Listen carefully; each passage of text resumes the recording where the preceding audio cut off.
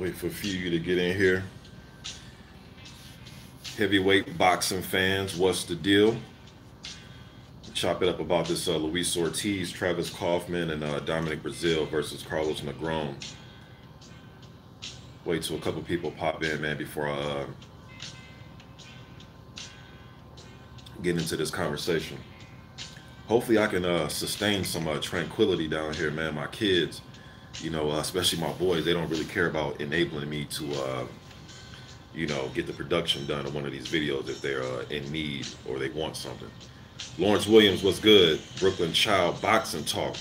Boy, Brooklyn Child Raw. I like that energy, bruh. I like the energy you bring, man. He says, what's up? What's good, man? Walter Martinez, thumbs up. What's good? James Coleman, what it do? Wait for a few you guys. Oh, okay, we're getting in here. 14 people so far. Only 3 people thumbs it up.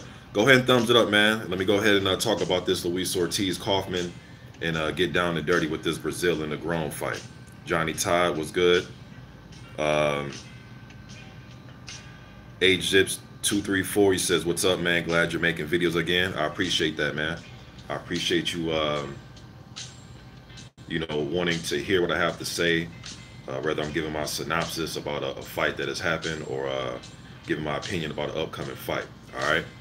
Um, Brooklyn Child says, he says, I'm thinking about going to Wilder versus Fury.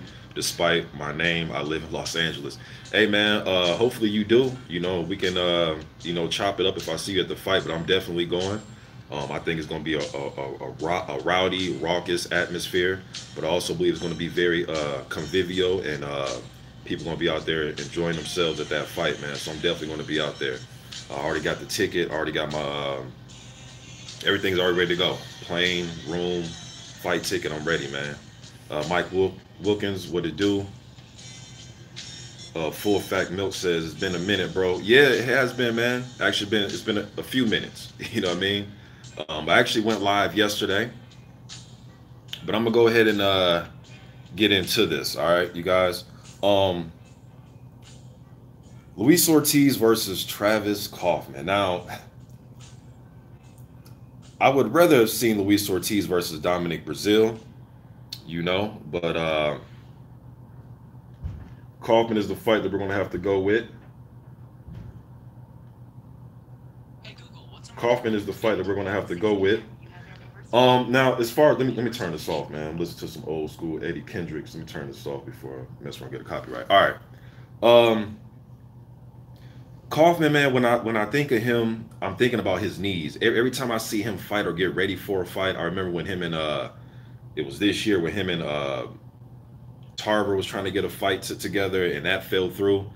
Whenever I see Kauffman, man, I just think about his knees. His knees are going to be able to withstand and hold up. Whether he gets hit with a good shot, the first thing to go when you get hit on that chin is your knees go, especially if you ain't got strong legs. Like whenever I see knee braces and knee sleeves and knee pads, I'm always like just worried about that. Like, man, what's going to happen if this guy get hits with a good shot, or what's going to happen if his opponent is trying to take his body away, your legs go, or what's going to happen if this guy get late into fights. Now, one thing I can't congratulate my man Travis Kauffman on is being able to persevere even with some shaky knees. You know what I mean? And he's a guy, like if I were to ask you who punches harder between him and Amir Mansour, or who punches harder between him and Chris Arreola, most of you will pick the latter. But at the same time, though, he's the one, when he's in there, he's the guy that's taking the aggressive position, the aggressive stance when he's fighting against those guys. He'll put up the high guard. We know he likes to switch from righty to lefty. He'll put up the high guard, pretty much come forward and be the aggressor. Now, not being the aggressor in the manner of a Smoking Joe Frazier, but being the aggressor in the manner of putting up the high guard, trying to work behind the jab, but he's putting the pressure on you, though. You know what I mean? Sometimes he kind of leans in. He'll have the high guard up, but he'll lean in. And in my opinion, at least, he makes himself susceptible to getting uppercuts landed on him. And we know that Luis Ortiz, that's one of his punches in his repertoire that he can use, and he can dismantle guys with that uppercut, especially if he's sneaking it in and you're not really looking for it. You're expecting a straight left hand, and then boom, he surprises you with a uppercut, a la Brian Jennings. You know what I mean? Tough, Kaufman's a tough dude. I went back and watched a couple fights today. I watched Ariola fight. I watched the Amir Mansour fight, and I watched this fight he just had recently against Scott Alexander. And I know people think Scott Alexander, who the hell is that? Yes, he isn't a guy that's made a big name for himself, but he was one of those guys that was participating in that. Uh, what was the name of it, man? It was out in Carson, California. All American heavyweight, when they had that All American heavyweight camp, where they were literally. Let me try to clean this up, when they were literally bringing guys off the basketball court, football fields, guys that was laying brick, you know what I'm saying, installing carpets and roofs, and any type of guy that was above 6'3" and up and 230 pounds and up, pretty much bringing them into this facility where they were rooming and housing these guys and feeding them and giving them an opportunity to work on nothing but boxing. You know what I mean? And he was one of those guys. He didn't come out of that camp and have the success of a Dominic Breazeale, a guy who literally, spent 18 months fighting and made the Olympics. You know what I mean? Or guys like Charles Martin, who has held a title. Guys like that, he hasn't had the success of some of those guys, but he was in that camp, and he was one of the more notable guys as far as when those guys were competing with each other. You know what I mean? But I wasn't surprised with the success that Alexander had against Kauffman. Kauffman is a guy, he's not going to go running from you. He's not, you're not going to have to go look for him in the ring and try to find him in the ring to engage into a fight. He wants to get on the inside. He wants to obtain a close inside fight. And if you're willing to stay on the inside and fight him, that's what he will do. Now, he runs the risk of getting caught like he did against Alexander. He can put you down with I think Kauffman's best punches is overhand right, but he could also get caught because he puts the high guard up. He's the type that'll let you get off. That he'll let you run yours off, and then he'll run his off, meaning he'll let you throw your 3-4 punch combination as he's shielding up. Once you're done, he'll come forward and start to put his pressure on and land his 3-4 punch combinations. He's one of those guys. You get off, I get off. You get off, I get off. But sometimes he can break that rhythm by switching up the southpaw. You know what I mean? And then he wants to get close to, in my opinion at least, to get a better angle and just better positioning and trying to find openings and holes for that right hand. Rather, he turns his body to where he's southpaw, but he wants to lead with right hooks. You know what I mean? To me, it's not so much to land a devastating left hand. To me, it's to just get closer so he can try to land that right hand, whether it's a right hook to the body or position it to where he's throwing a lead right hook.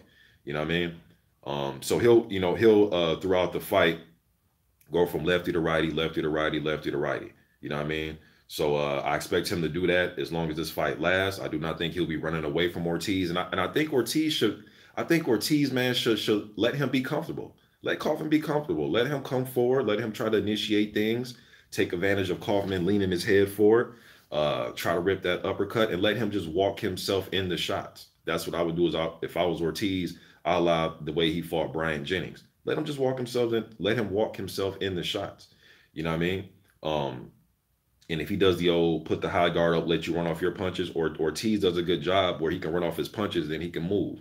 Not move like prime Larry Holmes or prime Ali, but move to where he's just circling, just nimble, moving gradually, circling, half circles, pulling back, slipping, stuff like that. All right. But Kauffman's going to run the risk, man, of not only putting the high guard up and getting touched and then trying to come out of that with his own punches, but putting the high guard up. But then once he's done letting Ortiz run his punches off, he's going to run the risk of being countered as well. You know what I mean? So I just think, and another thing Kauffman has to do is stay off the ropes. He can't go to the ropes, man. The fights I've seen him in, he had a lot of trouble when he's on the ropes or his back is against the ropes. There's nowhere to go. It's bad enough your knees are on the downside at this point of his career. So you don't want to have your back against the ropes, man. You know what I mean? But picking Ortiz to win that fight, I think Kauffman will make it exciting as he possibly can. But I think Ortiz is just a much more polished fighter. And I think he can beat Kauffman, whether if Kauffman decides to go on the back foot, I think he's going to I think he'll get beat like that, and I think he's going to get beat fighting his original style, which is come forward. But he is I like Kauffman though, man. He's a workman type dude. He's not going to wow you with his size or physique. The dude just knows how to fight. He's not going to come in there with a 6-pack. He's never been like that. You know, the dude just knows how to fight. And he fights with a lot of heart and determination. You know what I mean? So that's what makes me respect Travis Kauffman. And I would not be surprised if he was to make this fight go the distance. I just wouldn't surprise me at all, just based on his heart and determination. And that can carry you a long way sometimes. I know people look at skill set. You take all that into consideration, skill set, power, technique, things like that. But sometimes you can't teach heart. You can't go in there and say, all right, let's work on heart today. You know what I mean? You can work on your jab today. You can work on your footwork. You can work on pivoting and slipping and sliding and catching and rolling, pot shotting. You can work on all that, but you can't work on heart. You can't. There's no trainer that can get you out there. Now he can test to see if you have heart, if it's in you. You know what I mean? That type of mindset, but you can't go in there and work on that. You know what I mean? Now let's get into Dominic Breazeale versus Carlos Negron. All right, now Negron, I've done a video about. Man, it's like a weird lighting in here. All right, Negron is a guy that I've done a video about. Man, when was the last time I did a video on him? I want to say it was summer of 2017 when he fought Derek Rossi. Now, speaking of Luis Ortiz, Derek Rossi and Ortiz was supposed to fight. That is the fight that Ortiz pulled out because they said he had I believe it was a hairline fracture in his thumb. Correct me if I'm wrong, but it was some type of hand injury, all right? So if I'm off by a little bit, so be it. You know, but I do believe it was some type of hand injury, all right? Both of these guys, in my opinion, man. Okay, well, first let me just talk about Negron, all right? Now, his last fight was against Derek Rossi. He landed some good right hands. He was able to get Rossi out of there, and he scored a mild, I wouldn't even call it an upset, but a good victory. His best victory thus far of his career, all right? He was Olympian in 2008 at light heavyweight, and I believe light heavyweight for the amateurs is 178. I believe 178 is the light heavyweight limit because it goes light heavyweight, heavyweight, and then super heavyweight when you're in the amateurs, all right? Now this dude is 6'6", 83-inch reach when he was an Olympian. 6'6", 83-inch reach. You know what I'm saying? Fighting at light heavyweight, weighing 178 pounds. Even when he turned pro, he was still fighting in the, I believe, light heavyweight. Then he went up to cruiser, and then he had a few heavyweight fights. So he's a guy that can go from 186 to 236, back down to 196, back up to 2. He's like one of those types of dudes, man. So I just think naturally, now as you get older, you start to gain a little bit of weight. You know what I mean? Hopefully for you in the right places. You know what I mean? And you're taking care of yourself. But some guys are just naturally slim guys. You can have two guys with over an 80-inch reach, and both guys are 6'6" and taller. But one guy might naturally just be a 190-pound dude, just a very slim guy. And some dudes are just naturally 260, 250 to go along with their height. You know what I mean? So Negron is one of those guys where he's like a slinky, man. Dude can go up, down, down, you know what I mean? So, but even though he beat Derek Rossi, he landed some good right hands. I've seen him get dropped numerous times. It's not so much shit. Dominic Breazeale's been dropped as well, but it's not that the fact that Negron has been dropped. It's just his style plays right into Dominic Breazeale's hands, and his style is what's going to make this an exciting fight for how long it lasts.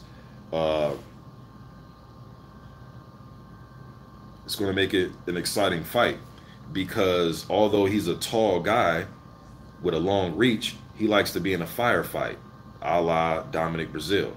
You know what I mean? I seen him get knocked down by a guy named Espinoza, a guy that forgot his first name, man, but I think his last name is Espinoza. And Dominic Breazeale fought the guy as well, and that's Negron's only loss. And he was getting caught with his hands down. He looked lackadaisical and lethargic when he starts to get tired. You know what I mean? So, and in no way was he trying to thwart Espinoza for landing overhands. He wasn't putting his hands up. He just looked tired and out of it. And when he goes on his back foot, he was getting tagged with overhand rights and overhand lefts. Then there's another fight. He fought a guy named Davis. Forgot the dude's first name, but he fought a guy named Davis, and he got dropped in that fight as well. He got up and won the fight. He stopped the dude, but even in that fight, man, he was just getting caught. You know what I mean? And to me, he's more vulnerable when he's moving backwards. Now, you would think a guy with an 83-inch reach would be able to use his reach and stay on that back foot and keep guys at bay because he has a decent right hand. but he drops his hands a little bit too low, in my opinion, and he can get caught over the top of those low hands. All right, but then when he come forward, I've seen him get knocked down both ways. You know what I mean? When he was going backward, he got caught with an overhand. Then he was coming forward, being aggressive against the Davis guy. He got dropped right there. So he's kind of vulnerable no matter what he's doing in the ring, which makes it exciting for us as the viewer.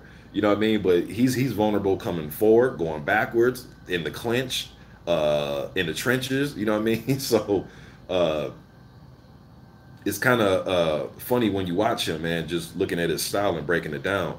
But I just think Dominic Breazeale wins this out. I think he's just a naturally heavier guy. Doesn't That's not the main reason why I'm picking him, but I think he's the more heavy-handed guy.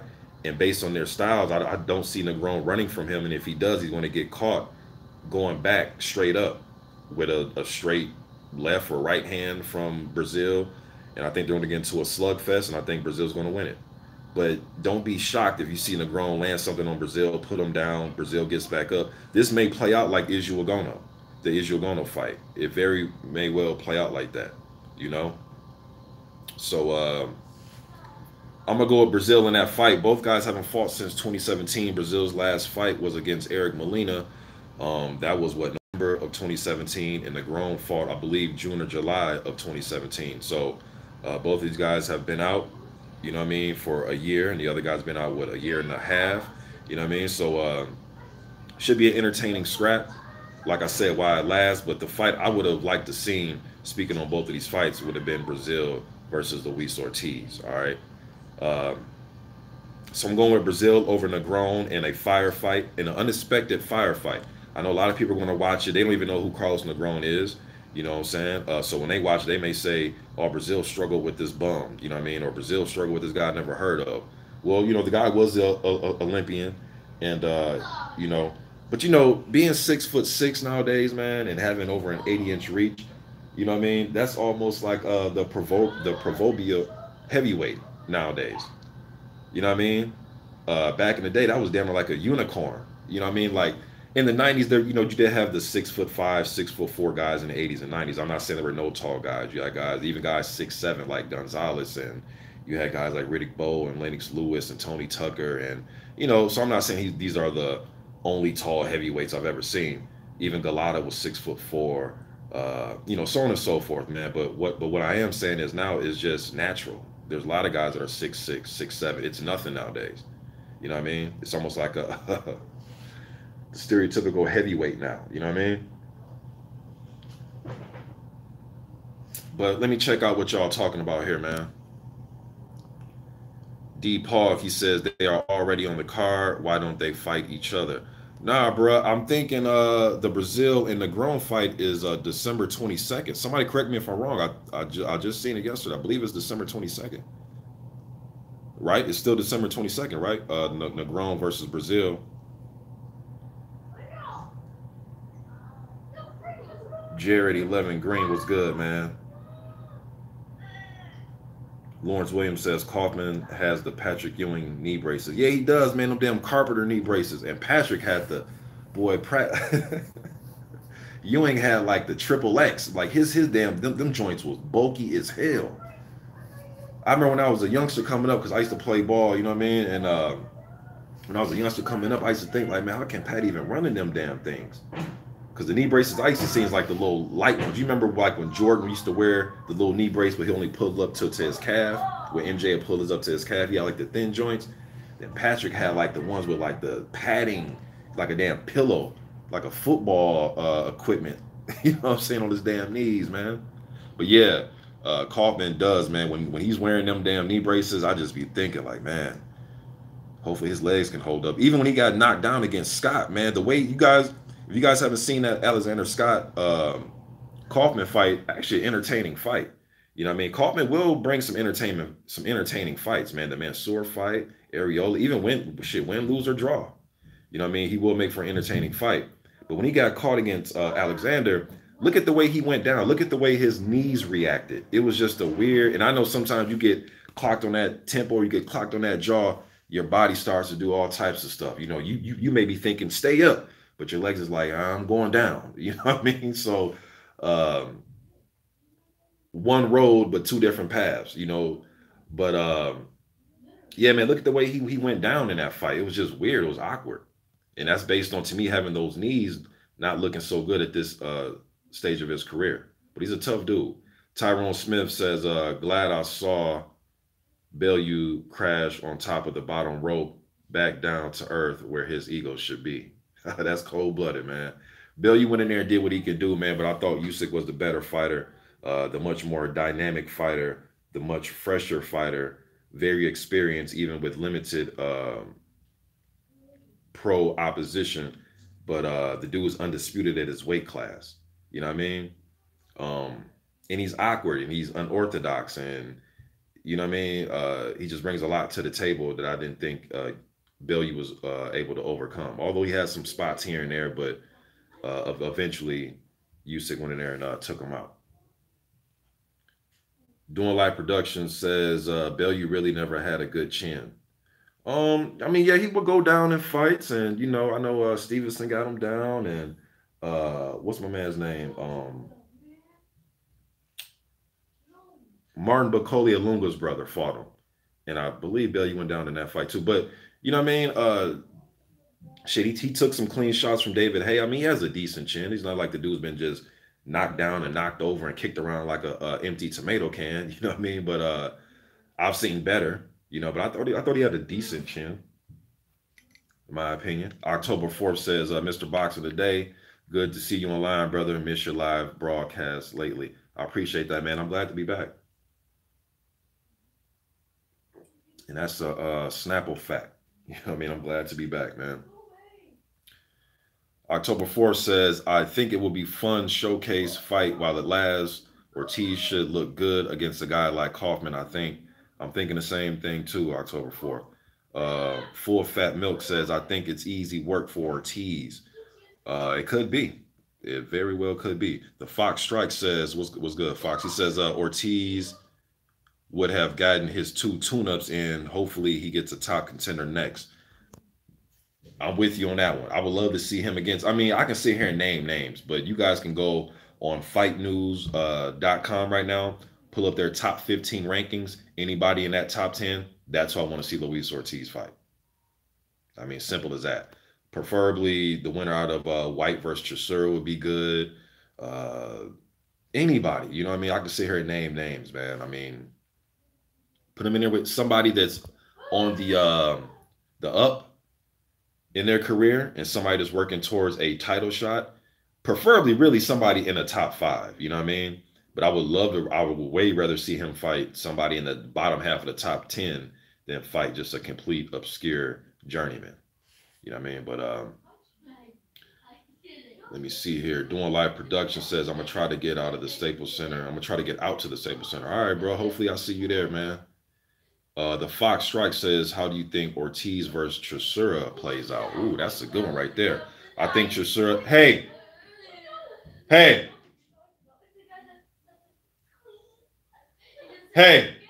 Quiet down. So, how do I see that playing out? Chisora versus Ortiz. I think Chisora will come out there and put up the high guard. He'll try to pretty much do what some of Travis Kauffman would do, not in the exact same manner, but pretty much the same type of style. Come forward, be aggressive. I think Chisora would try to dig to the body a lot more.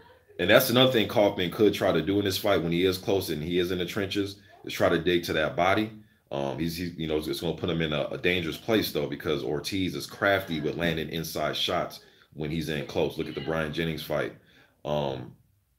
But I think Chisora will go in there with the high guard and just bang it out with him. I think Chisora will fight how he always fights, so try to just bang it out. And to me, it'll be up to Luis Ortiz, man, to try to find the openings and the holes to get Chisora out of there. But Chisora is very durable, man. And that's one thing I want to see with Ortiz, when he has a guy that's coming forward, putting on relentless pressure, that's very durable, and they can take his shots all night. You know what I mean? And give out some punishment. I think that'd be a good stylistic matchup, the Fox Strikes. I think it's a very good stylistic matchup. I think Ortiz, I would favor him with the cleaner puncher, more effective puncher, and I think his shots would be more telling. And I see him winning a possibly a decision in a fight like that. You know what I mean? I think Ortiz can be patient. You know, Ortiz is good in my opinion, man, at walking you in the shots or making you think that it's safe, and then boom, you get hit with something. Even when he hurt Wilder, that shot the shot that hurt Wilder that made him wobble and get into getting an ambush put on him in that fight was a shot that Luis Ortiz landed after getting hit with the right hand. Wilder landed a right. Usually, when Wilder lands a right hand on you, that's a very comfortable situation for Wilder. If Wilder gets to hit anybody with the right hand and then pull his right hand back, you would think it's a comfortable situation, right? Boom! No, it wasn't. Luis Ortiz hit him right back immediately. You know what I mean? So he can get you a situation where you think it's comfortable, it's cool. You know, I can be a little bit stagnant and dormant, and then he just lands something on you. He's a very sneaky, crafty, hard puncher. Good, great question though. October 4th says, Mr. Boxer Day 2, did you catch Dave Allen this past weekend? Didn't look as good as he has been lately. He got it done though. Do you think Allen is growing to be a threat as a top 10 contender? I think he's growing. I will say that. When was his last fight? Was it the Nick Webb fight where he went there and he man, I don't know what's wrong with his lighting, y'all. I believe it was the Nick Webb fight was his last fight before this one. And he landed a good shot, got Webb out of there. He was losing rounds in that fight, and he caught Webb. I just wish Allen. First of all, I did not get to see the fight. All right, so I need to watch the fight. So I can't really give you my synopsis on that because I didn't get to view it. All right, so I'll try to obtain some footage of that fight, and so I'll give you a thorough breakdown, man. But as far as just Dave Allen, my opinions on him is, I wish, and we can't go back in time, you know what I mean? But I just wish his career was handled a little bit more preciously to where he can be able to grow and take on some journeyman fights and fights like that. I mean, he really got thrown in there with the wolves from day one. You know what I mean? This dude was fighting White and Luis Ortiz back to back, you know what I mean? So he just one of them dudes just going to get thrown in there and just, you know, see what he can do. But I would love to see him take on some of the upcoming opposition. I don't think he'll be a top 10 heavyweight. That's just my opinion. Now, anything can happen. I could be wrong. I've been wrong plenty of times. You know what I mean?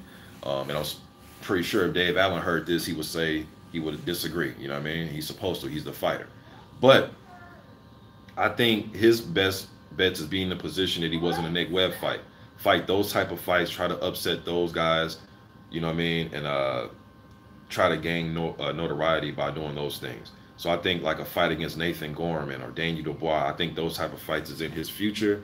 Even like you know, if Ajay Kabayel was to go to the UK and try to get a fight, fights like that, man. But I like Dave Allen. He's another tough, gritty guy. You know, I have love for the tough, gritty guys of boxing, man. I really do. Even if they don't become champions. Zone 6. He says, hit that like button. What's good, man? I ain't seen Zone 6 in a minute. Y'all go subscribe to Zone 6 Boxing, man. TopHeavyweights.com says Ortiz on a different level than Kauffman. Too much of a gap. Easy win for Ortiz. Tyrone Smith says, let's go in and work on heart today. Hey, for real, man. You can't go in there and say, yeah, coach, we're going to work on the jab today. We're going to work on our footwork. And I want you to work on my heart today. You know what I mean? He might look at you like, work on your heart. What you want me to send you to the doctor and let the doctor open you up and do some surgery? But there's no way you can really work on that. It's either you have it or you don't. It's either you have it or you don't. It's like trying to work on charisma. Either you got it or you don't. You may be special in a different area, but in that area you're not special in. You know what I mean? Some dudes really ain't got that heart. And what does that mean? For me, everybody looks great when you hitting on a punching bag per se. You know what I mean? When you in there and you're having it your way and you're fighting downhill and everything you laying on your opponent is hurting them, and what he's bringing back to you really ain't doing nothing. You're looking like the Matrix in there. You're making punches fly over your head and you're making them miss. You're making them back up, and you know you're looking like a world champion. But what happens when you get punched in the mouth? When you get pressed against the ropes? When your big shot is landing, it is not doing nothing to your opponent. What happens when your nose get broke? When your jaw get broke? When your eye is swollen shut, and then this eye is getting swollen shut, and you really can't see? What happens then? Do you have the heart to stay in there, or are you gonna say, man, forget this, man. I got a family to raise, man.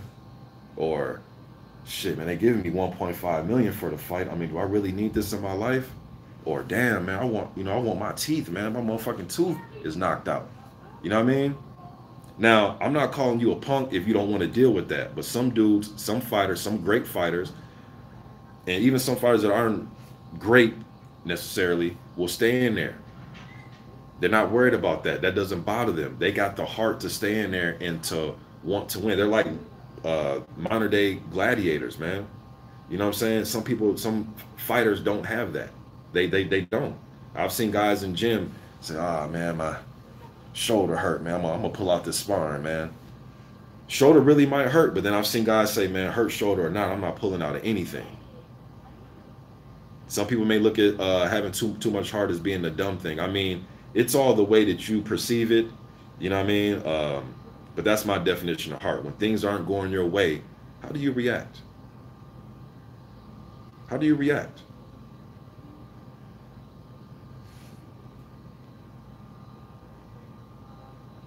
Okay, the Fox says, yeah, it was a hairline fracture. Okay, you was talking about Luis Ortiz's hand. Okay, yeah, that's what I thought it was. Uh, the best fight, the best boxing, BFTB was good, brother. He says, wow, I finally caught one of these. Salute to you, man. I've been keeping up on your channel. Hey, man, I've been watching, I've been watching content. I just been, laying back. Just had some things going on, but I've been, watching the fights and keeping track of the fights and everything like that now. I'm not just oblivious to what's going on. Can never do that, man. I'm a diehard boxing fan, man. Since the damn mid to late 80s. Love my sport. Best fight, the best boxing says the heavyweight boxing knowledge king. I appreciate that, man. Salute, man. The Fox Strike says, I didn't realize Breazeale hasn't fought in over a year until now. What he's been waiting on, the Wilder shot. Possibly been waiting on that. I know he offered his services to Dillian White, and I don't really feel like going back and forth, but my opinion on that is he offered his services to Dillian White to take the fight, and he was going to put his mandatory status on the line. Plus, if he went in there and fought Dillian White, you guys, if that had transpired and he fought him, it came to fruition and they fought. A lot of people were saying, well, it's not up to Dominic Breazeale to offer his mandatory spot. If White would have beat him, the WBC would have not given White the mandatory. Look, there's no way in the world that if White would have beat him, the WBC would have been like, oh, you lost to White, but you're still the mandatory. It doesn't, come on, guys. That's not going to happen. I thought that Breazeale and White should have sat down with the WBC and Suleiman. And I believe, man, I made so many videos, but I kind of forget sometimes. I don't know if the WBC okayed it and said that they would have been fine with it. I'm not sure. I can't really think right now about it. But I'm sure if they would have sat down with the WBC and worked it out, I'm pretty sure they would have had no problem with Breazeale fighting White, and then the winner will be the mandatory. All right. Next. Not the mandatory after somebody else, but be the next shot after Wilder and Fury. And that's if Wilder beats Fury, because I'm pretty sure Wilder has a rematch clause in his contract if he were to drop this fight to Fury. All right. But I would have loved to see Breazeale versus White, or Breazeale versus Ortiz, or Breazeale versus Jarrell Miller, or anybody in the top 5, top 10, y'all. So we can sit here and name drop all day long till we turn blue in the face. All right. But yeah, man, so Breazeale's been sitting out. And I think right now he's in a position where he's kind of picking and choosing fights. If I am going to, I think he's in a position right now where he's kind of picking and choosing what he wants to do until he gets his shot, so. Doing Life Production says, what card is Breazeale going to be on? It's just that card that's going to be on that December 22nd, man. You got to go ahead and Doing Live, go ahead and look that card up, man. I'm not really privy to who else is on the card, man. Mark Wunderlich says, what's up from Utah? What's good, man? Where you from in Utah? You from Salt Lake? What's good, though, Mark? Johnny Payne says, better fight than Parker versus Flores. Oh, I'm going to get to that, too.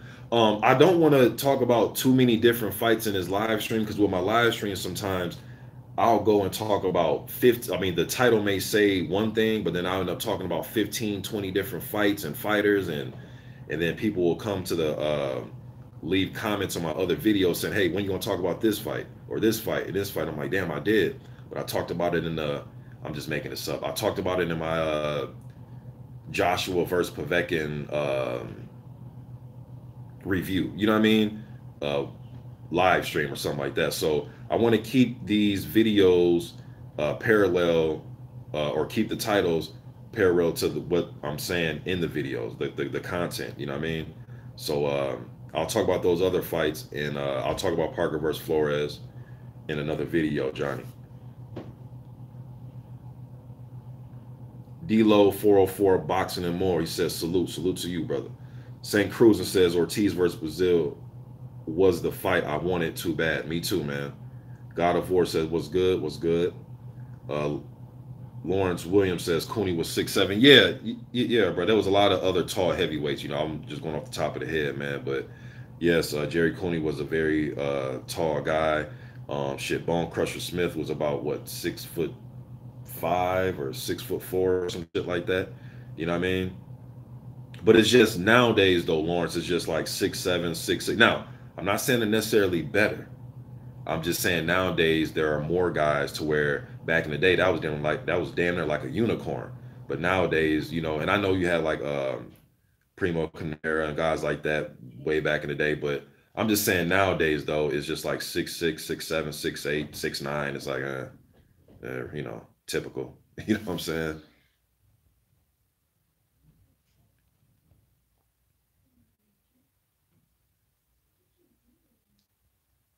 Yes, yes, St. Cruz or Ernie Terrell. Big Cat was considered a giant at 6'6" back in the day. Yes, he was. You're right. You're right. Ernie, man, he used to fight out that damn high guard sometimes, man. I used to think he would have done better just using his jab sometimes, man, and stand behind that long ass jab. But he would revert to that high guard a lot in a lot of his fights that I been able to go back and had a pleasure to watch. You know what I mean?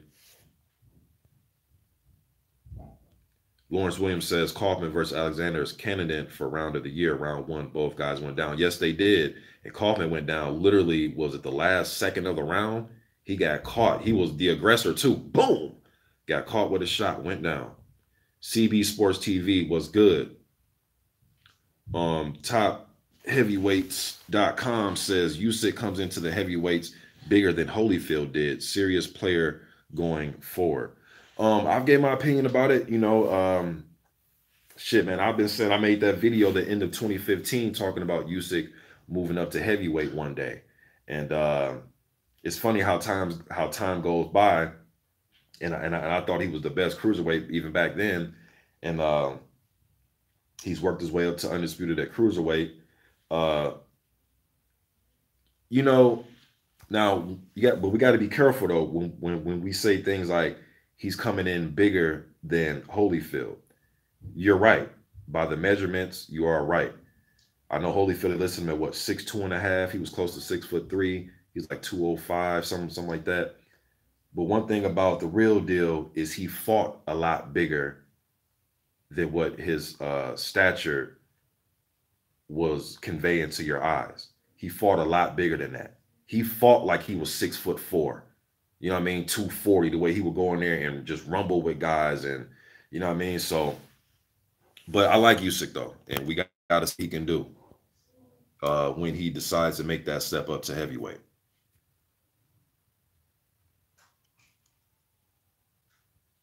Let me see what time it is. All right, y'all. It's getting close for me to hop off here, man. But I want to come in here with you guys, man, and talk about some heavyweight stuff. I will talk about those other fights, but like I said, I want those. I want to match my content up with the titles. You know what I mean? And I talk about every single thing in one video, and then people come to the other videos and say, "Hey, man, what are you gonna talk about this fight?" And I've already talked about that fight. Um, so I definitely appreciate all you guys showing up, man. Let me just run through. P Money was good.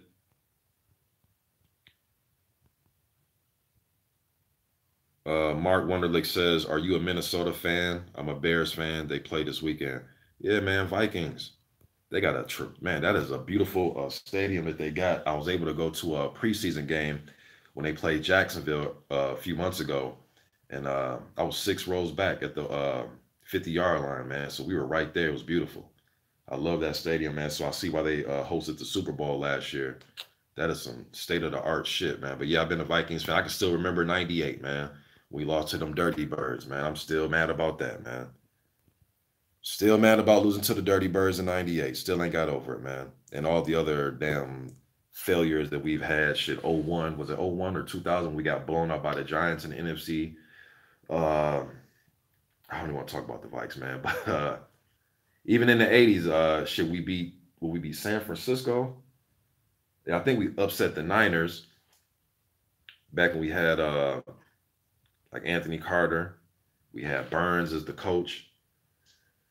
But what I really can't get over though is the '98 game though against the Falcons. That was just bullshit. And Favre tried to come here and do his thing. We lost to the Saints. He threw an interception going out there in a blaze of glory, threw cross across the field and threw an interception. But Brett was doing that the whole season. So it was like, you're going to live by the sword, die by the sword, man. But yes, I'm a Vikings fan. St. Cruzen says, very glad to see you back live. Needed it. Appreciate that. Gregory Wyatt was good. He says, greeting brothers and sisters. Troll Hunter reporting for duty. Definitely going to talk about. I see the Fox strikes. He says the same card as White Chasseur too. What I will say is this, because I'm seeing Chasseur and White name pop up. I am going to do a video about that. I enjoyed their first fight. You guys can go watch my review about that fight. I actually did a post-fight review. Then I did another fight, or I did another video talking about the fight because it was a very exciting fight, good slugfest. So I'm gonna break down that fight. Tone Bangers says Tom Schwartz is overrated. TopHeavyweights.com says Wallen versus Cabello is at least in discussion for the Euro title. Okay, yeah, because I know Cabello has that EBU strap, and Wallen is he's a decent Swedish prospect, lefty, southpaw. I know he's been in a lot of Anthony Joshua training camps. He was able to defeat Adrian Granat. So yeah, I definitely would like to see that fight. I would pick Cabello in that fight, man. I like his style. His come forward, throws and combinations. He's about 6'3", 240, very compact type of guy. Wants to throw combinations, can move and pivot, have the high guard. Good combination thrower or puncher, rather. And that's what I think is missing in a lot of today's heavyweights, man, is punching and combinations. You know what I'm saying? That shit was typical back in the '80s, you guys. When you had guys like Michael Dokes and Greg Page and Larry Holmes and Mike Weaver and all these guys, they were punching 5, 6, and 7s and 8s, and then don't even want to talk about Mike Tyson. Even when Evander moved up, his big thing was his speed and just punching in combinations. You know what I mean? It's like damn near a lost art nowadays. Not to say that there's no fights where guys are throwing 4s and 5s, but it seems like it just seemed like it was more common back in the day as it is now. And I know guys right now are enjoying long reach advantages and they want to do the 1-2 thing, and as far as jab, right hand, or if they're southpaw, the right jab and then the straight left hand behind it. I understand that you're a tall fighter, you know what I mean? But it's funny though when everybody's tall and 6'4" and up, and you know what I mean? So it's funny seeing a guy like, let's say like a Jarrell Miller, who's 6'4", which 6'4" was considered one of the more taller type of heavyweights in the '80s and '90s. Now 6'4", 6'3", 6'5" sometimes is looked at as the pressure guy. You know what I mean? Dominic Breazeale is looked at as a pressure guy. Joe Joyce is looked at as a pressure guy. You know what I mean? So it's kind of funny how things are playing out, man. Damn, there's a lot of comments, man. I appreciate all these, you guys. I can't get to all of them, man. Kiwi Box, what's up, man? D. Pog says Ray Mercer. Ray had a very good jab. All right, y'all. I appreciate you guys showing up. I'm gonna try to do videos, at least one live stream a day, where I will place in a whole bunch of not a whole bunch, but a few heavyweight topics, and I'll try to get to videos, but I think I'm gonna go live more, man. It's just easier. It's least time consuming as it is making a video where you got to edit it and all that type of craziness. You know, so tomorrow when I get on here, I will speak about Chisora versus White. Maybe Parker, his upcoming fight. I believe he's fighting Flores. So I'll speak about at least those two fights, and we will go from there. Jarrell Miller has a fight coming up as well, man. One more, I'm gonna read one more, and I'm out of here. Mike Johnson says, "Seen Negron last KO win in Louisville. It looked good, but Breazeale will be too much. KO him. I like Kauffman. I am his Facebook friend, but he will get destroyed by Ortiz." Yes, no, Negron, Mike, he did fight in Louisville. He was on that Evander Holyfield. I know Evander has his own little promotional company going on right now, so I know he was on that promotion, and he did his thing, you know. So he was landing some good right hands. He's an aggressive guy, you know, so that's going to be a very good fight. All right. But I appreciate you guys showing up, man. I'll see you guys tomorrow. I'm gone. You guys be easy, man.